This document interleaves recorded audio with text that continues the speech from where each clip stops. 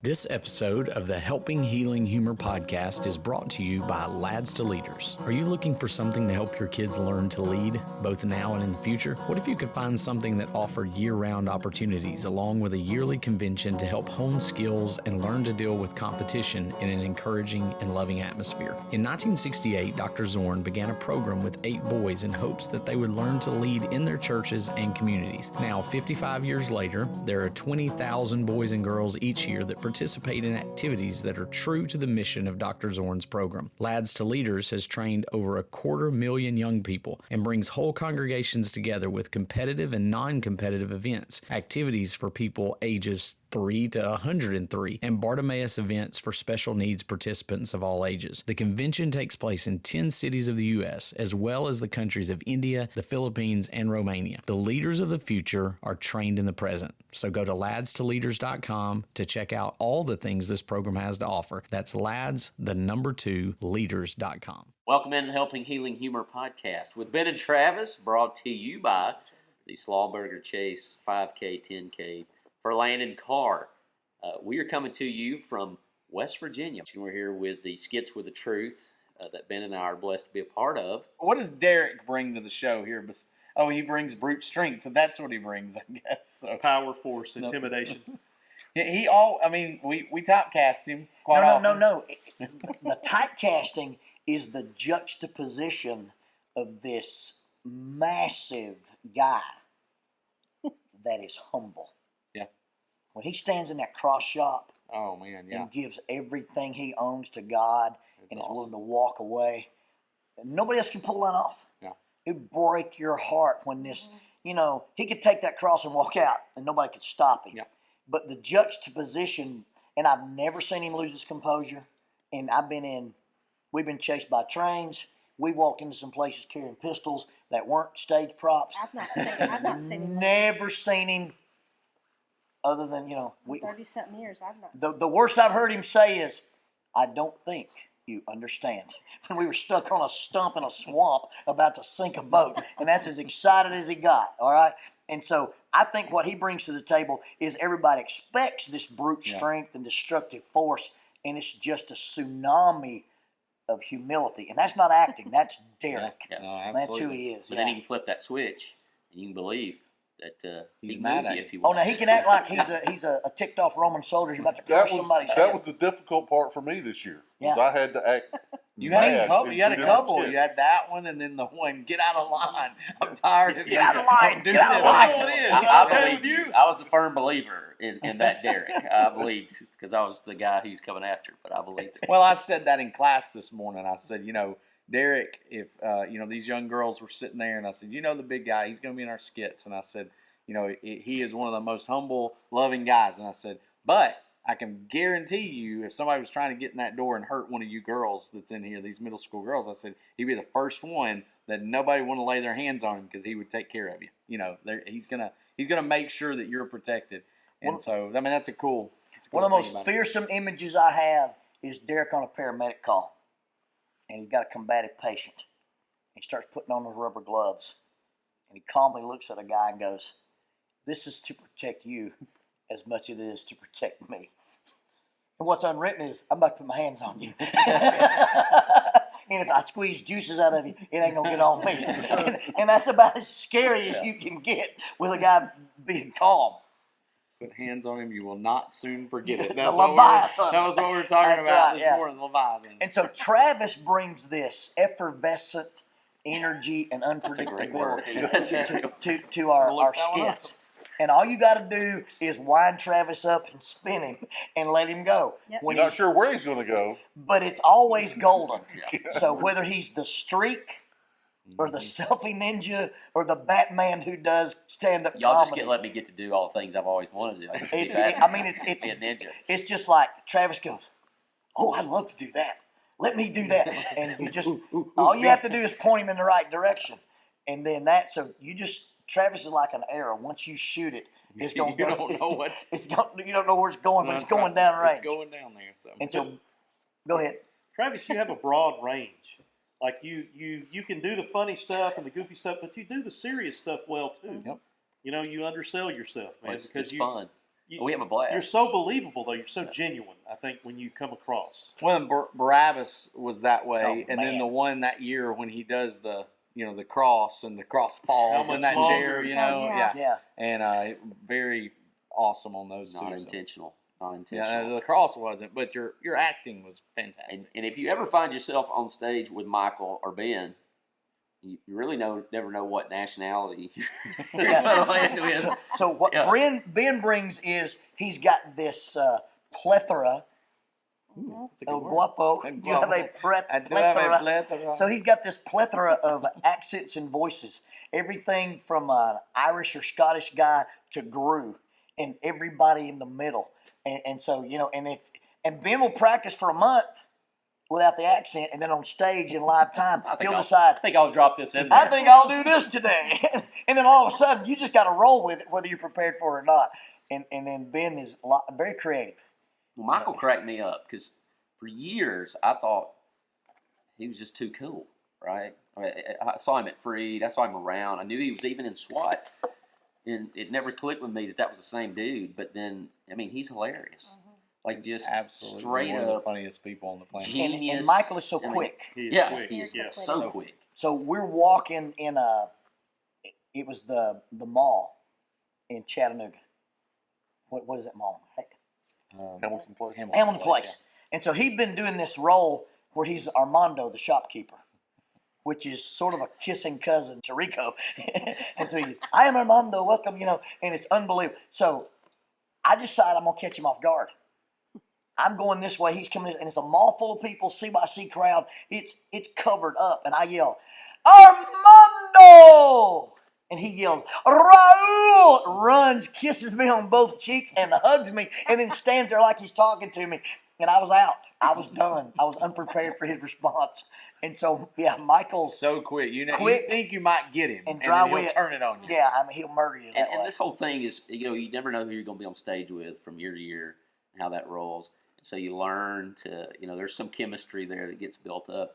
But then there's a few of you just never know, right? And you just got to be ready. Lonnie tonight dropped some lyrics on me in one of the skits. And, everybody's like, he didn't do that in practice. Yeah. You didn't bat an eye. Well, I've been at this long enough to know you just got to be ready. Roll Just with gotta it. whatever's going to happen. Roll And with so it, yeah. I'm always amazed at how, you look at Saturday Night Live, they do this all the time. Not anybody really watches Saturday Night Live, but, they break down. They Oh, yeah. have to turn, and I've not seen that yet. We were always it's able to coming. it's coming. It's coming. And Well, you've done it to us in we're practice able or to different cover things, it yeah. up, but the ability to kind of roll with the punches is an undervalued asset that I think so many have. So going with that, somebody asked, has there ever been a complete mess up on stage that you all knew, that we all knew, but nobody else caught it? When the cross fell, Well, he that's was true. not playing. Oh yeah, No. But it made that skit like, and I got asked, still get asked How if did you that guys was do on that? purpose. No. Yes, No. And it absolutely. wasn't planned. It just happened to do the thing. And, I don't know if you can say the Holy Spirit went, oop, thumped it off there or whatever. Right. But, and that's tongue in cheek. Save your emails, Larry.Davenport at CYC.com. But It's not a real it's one of those, So I don't know in the modern times that we've ever had an absolute run off the rails. No, we've had stuff. I know when we get done, I've thought, I missed that line. I know on the one, the Vaxify this year, every time I'd go to do those three things, I'd forget one of them. It seemed like every time I'd do it, and there's just some different things like that we'll miss, but it's kind of like a concert or whatever else. You didn't notice that you missed the one, or that the crowd didn't notice that you missed the one note, but you notice it. You remember it like, I was supposed to say that or this. So years ago in the robber skit, when we were using teenage girls, Jackie and Jennifer Beverly, or Jackie and Michelle Allen, were walking home, and I was going to rob them. We were in Kernersville, North Carolina, and they were used to coming on like stage left, and I would catch them stage right. I got behind the fern on the podium, let them go past me. And I jumped out and yelled freeze, and I got a legit straight up scream from my wife.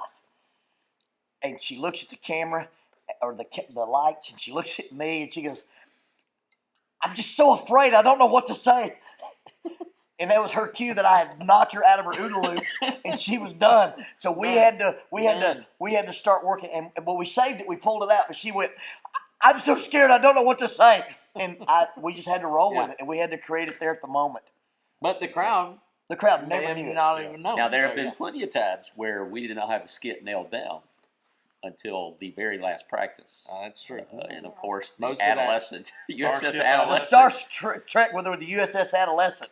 And it went off. And we're talking about Without a hitch, but- we're practicing that hours before we do it in front We're of in the building. 14,000 Still not people. getting it. At CYC and trying to hammer through some I of that. remember spouses looking at us like, "Y'all are gonna do this? This is I don't know, you know." But the fun somehow part of pulled it it is that the worst thing that can happen is we tell the audience, "Hey, we blew that. We're going to try it again," and that would be funnier. Andy Ashworth and I were two old men on a park bench, and supposed to be talking about a guy coming across. We're at Owens Crossroads Church of Christ, their original building, and we were using an 80-foot travel spot. So we didn't have two lights. We just had lights up, lights down, and this thing would roll a cat. And we're in this little bitty church building, and you pop that handle, and, you're there.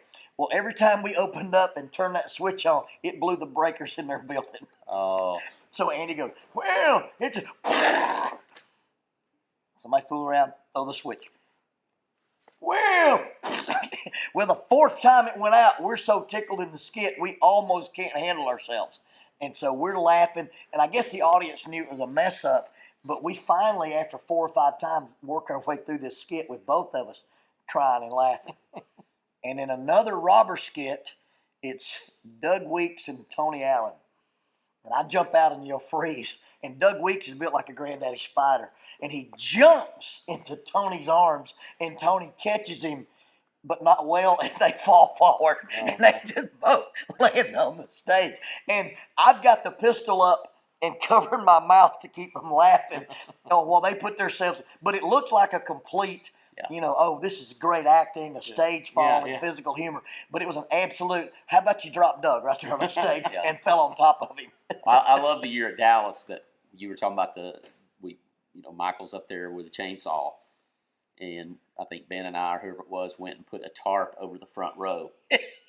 And get the eyes of those people like, are we okay? Are we in the safe zone? And nothing goes anywhere. Nothing happens to them. And somebody whispered, "You did sign the waiver, right?" And you keep moving. Yeah. On the Helping Healing Humor podcast, we talk about anxiety and stress and its impact on our everyday lives. We know that finances, including planning for retirement, is one of the leading causes of stress. It can be confusing and overwhelming. There are differing opinions on the best approach. It can be hard to know who to trust. For our retirement planning, Whitney and I trust Greg Howell of Howell Wealth Management at Northwestern Mutual. Greg is professional, knowledgeable, and accessible. He looks at the whole picture and thinks outside the box to create ways to help you reach your financial goals. Retirement planning can be especially challenging for ministers who do not have the benefit of a 401k, but Greg's expertise and creativity can get you on the right path and give you confidence for the future. Text him to schedule your free 15-minute consultation today at 931-638-1576. Be sure to tell him Ben and Travis sent you. Remember, that's Greg Howell of Howell Wealth Management at Northwestern Mutual, 931-638-1576. So our Slawburger Chase 5K, 10K question of the day is, do you guys have any questions for each other? Is there anything that, I know we do get to hang out, we get to drive places and we get to do things or whatever, but, maybe about a character or something that they played or, how do you get into that? Like what gets you fired up? So I'll kind of do that and throw something out while you guys think. But, what is it? Is there something that gets you in the zone? I mean, it could be simple as, I drink Mountain Dew. That's what gets me in the zone. Or, I'm not saying we're a method actors by any means whatsoever. But, what kind of gets you geared up? Is there anything, any kind of preparation before going on stage? Or is it just, hey, the lights are on?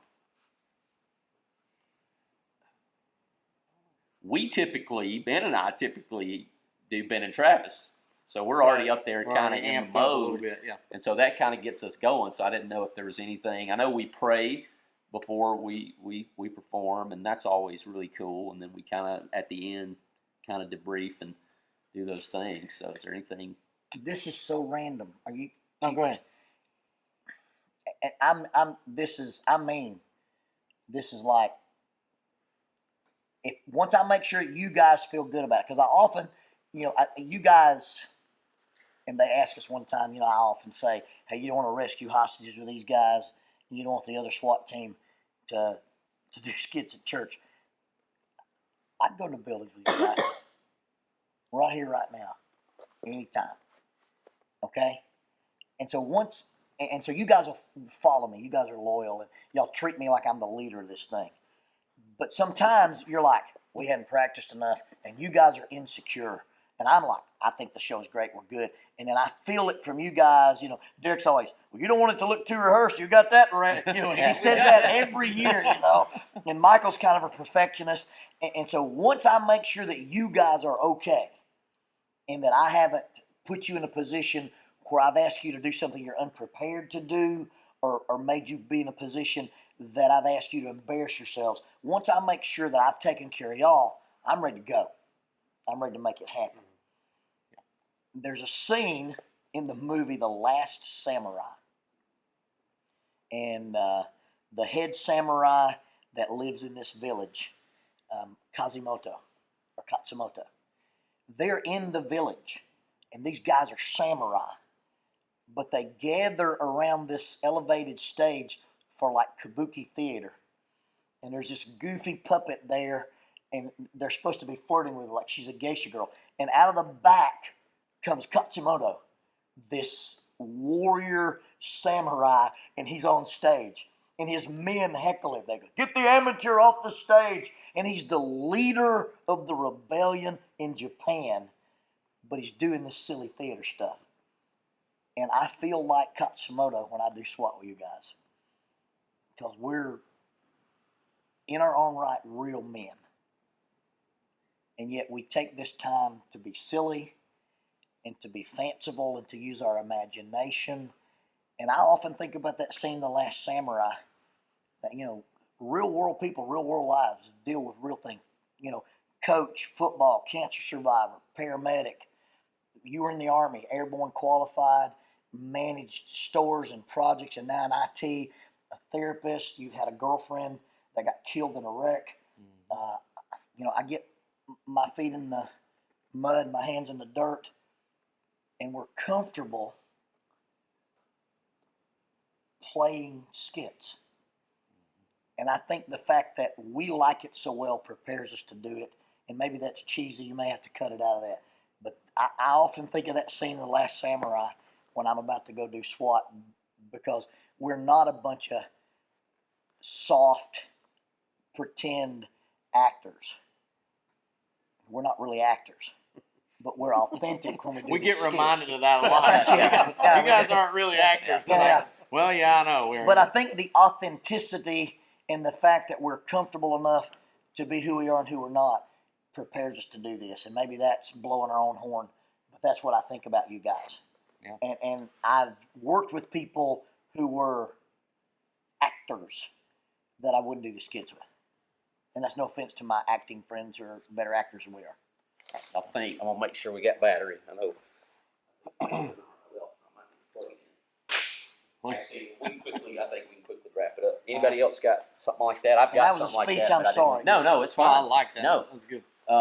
I'd be lying if I didn't hear every once in a while when the sliding door opens up and we all get out. Dun, dun, dun, dun, dun, dun. We got to do that video, the A team, and With the SWAT team, not the A team. I know, but I'm just saying. Maybe there's something in me that wants to be Murdoch so bad. I mean, I've got to be Batman. You already the ninja. are. There's just something that has to happen there. But it is cool to get off that van, and no matter where we are, we do have each other. And we give each other all kinds of unmerciful trash and shade all the way there. but that's how it works. And I love that Lisa's like right in the middle of it. She gives it just as well. Yeah, I and mean, don't it's be amazing. fooled.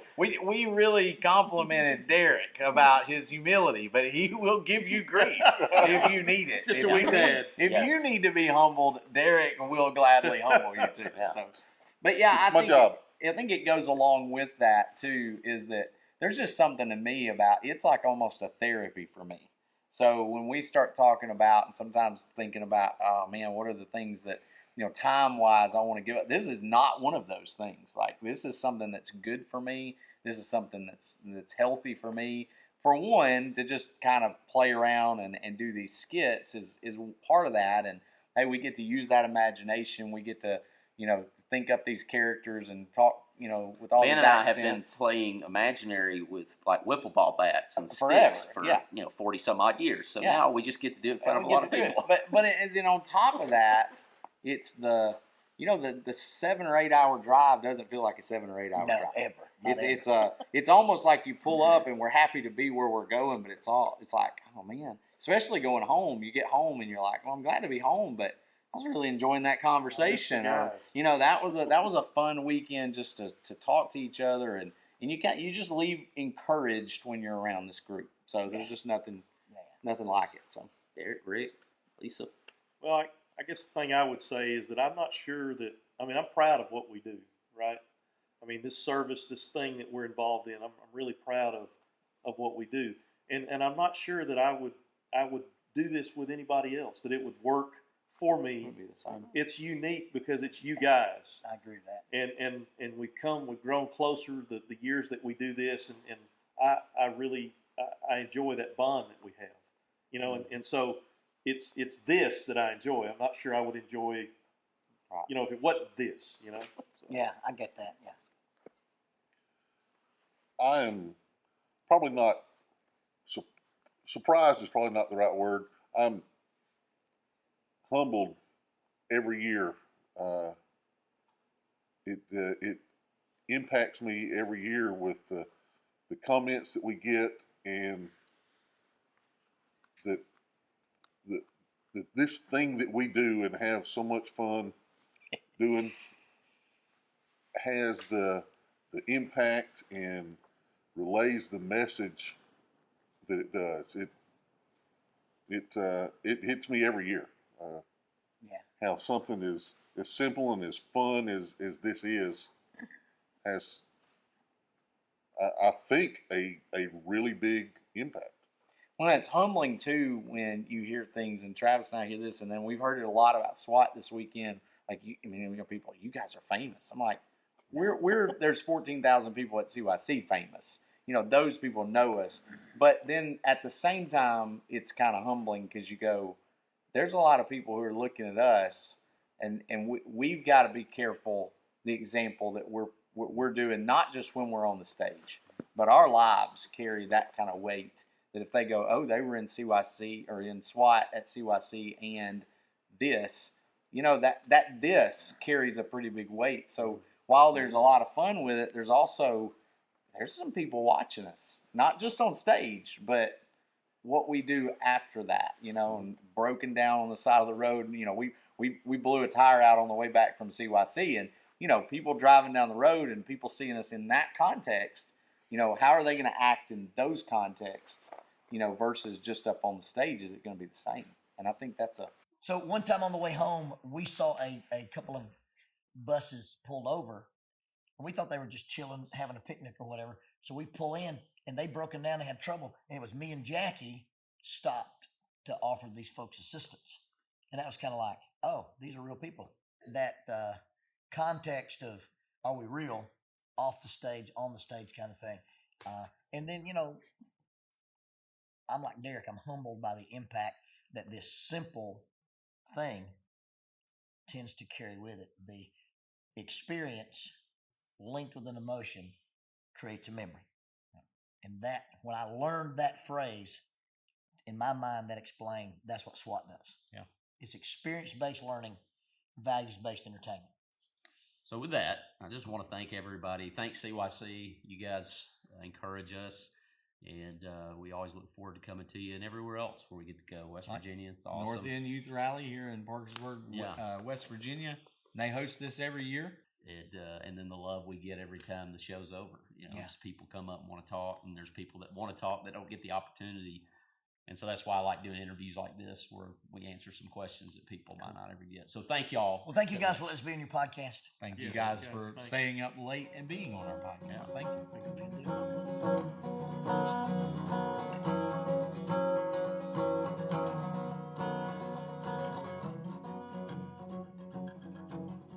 Thanks for being with us for this episode of the Helping Healing Humor podcast.